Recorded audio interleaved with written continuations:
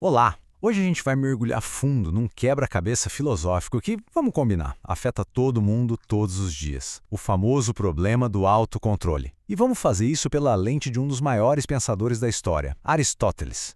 A questão de fundo é uma que todo mundo conhece bem demais. Sabe como é? A gente decide começar uma dieta e poucas horas depois já está atacando um doce. Ou promete ir para a cama mais cedo e quando vê, já é madrugada e lá estamos nós, assistindo só mais um episódio. Pois é exatamente essa contradição que a gente vai investigar hoje. Para a gente entender a sacada genial de Aristóteles, primeiro precisamos olhar para a ideia que ele estava desafiando. E essa ideia vinha de ninguém menos que Sócrates. Ele dizia uma coisa bem radical: ninguém erra porque quer. Para ele, se uma pessoa sabe de verdade o que é certo, ela vai lá e faz o certo.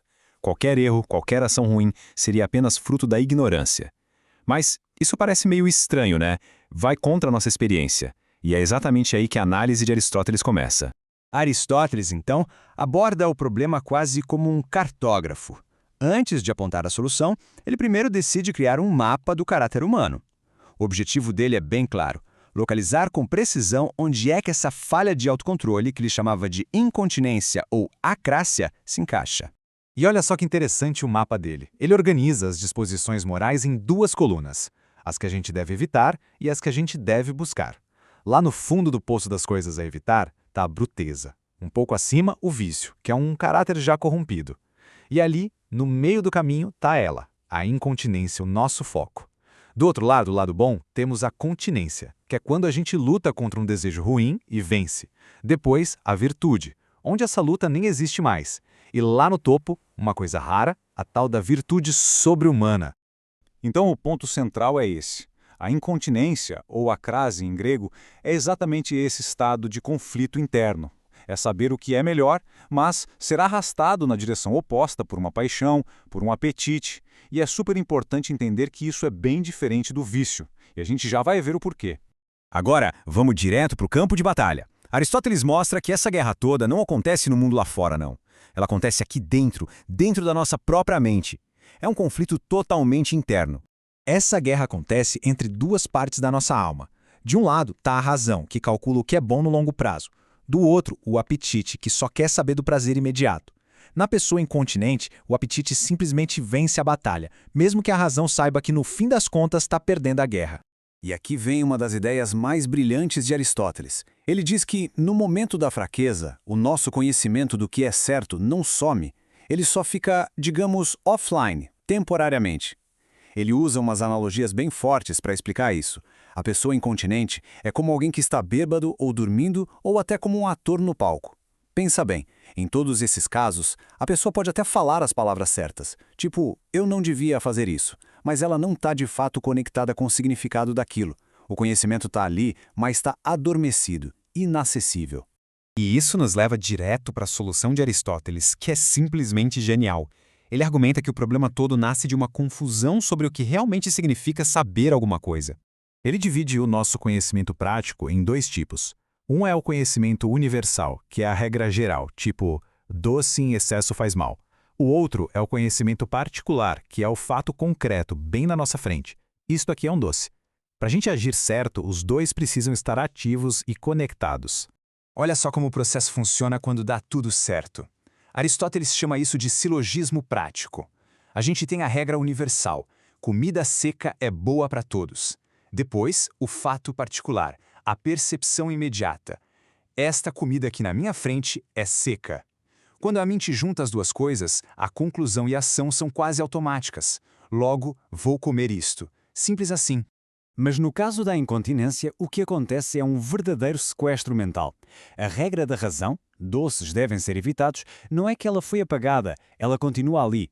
O problema é que o apetite grita muito mais alto com a sua própria regra, mas tudo que é doce é uma delícia. E é essa regra do apetite que acaba se conectando com o facto particular: isto é doce. O resultado? A ação é guiada pelo prazer, não pela razão. Ou seja, o conhecimento racional está presente, mas não é usado.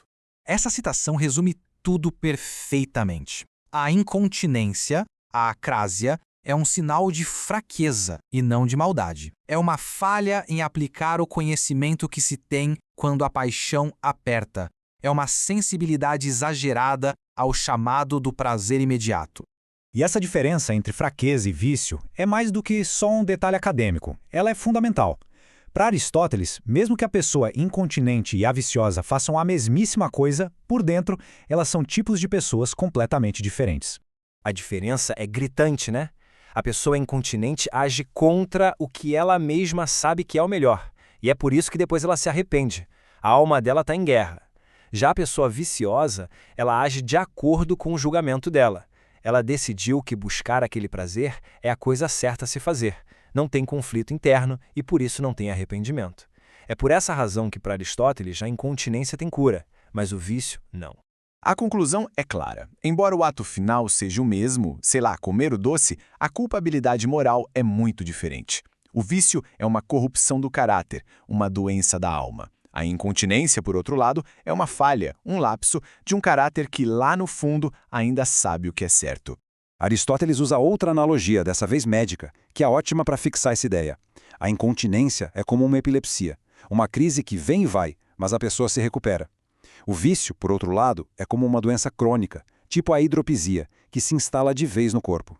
A primeira é um evento, a segunda é um estado permanente. Mas antes da gente fechar, um esclarecimento super importante. Com toda essa conversa sobre apetites e desejos, é muito fácil achar que Aristóteles viu o prazer como o grande vilão da história. Só que a verdade é justamente o contrário. Para Aristóteles, uma vida boa, uma vida virtuosa, é por natureza uma vida prazerosa. O prazer em si não é o problema. O problema é a busca desenfreada por certos prazeres, principalmente os corporais, de uma forma que atropela a razão e o bem-estar geral. O objetivo nunca foi eliminar o prazer, mas sim desfrutar dos prazeres certos, do jeito certo e pelos motivos certos. E assim, a gente termina com uma pergunta no ar. Aristóteles nos deu um diagnóstico brilhante dessa nossa tendência à autossabotagem, explicando o mecanismo por trás da fraqueza da vontade. A grande questão que fica é, agora que a gente entende como a mente pode ser sequestrada pelo apetite, que estratégias podemos criar no nosso dia a dia para fortalecer a razão? Como garantir que aquele conhecimento que a gente tem seja não apenas possuído, mas de fato usado na hora que a gente mais precisa?